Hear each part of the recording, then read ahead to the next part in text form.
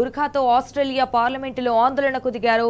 Far right senator Pauline Hanson బహిరంగ ప్రదేశాల్లో ముస్లింల బుర్ఖాలపై సభలో నిరసనలు తెలిపారు. అయితే హన్సన్ చర్యపై అధికార ప్రతిపక్ష నేతలు మండిపడ్డారు. ఇటు సెనేటర్ స్థాయి వ్యక్తి ఇలా ప్రవర్తించడం దారుణమన్నారు. సభలో బుర్ఖా తీయడానికి నిరాకరించిన హన్సన్ ను సస్పెండ్ చేయాలని కూడా తీర్మానాన్ని ప్రవేశపెట్టారు. అయితే ఈ హైట్ డ్రామా అనంతరం హన్సన్ ఫేస్బుక్ వేదికగా ఓ ప్రకటన చేశారు. తన బిల్లును సెనేట్ తిరస్కరించినందుకే ఈ నిరసన చేపట్టానని స్పష్టం చేశారు.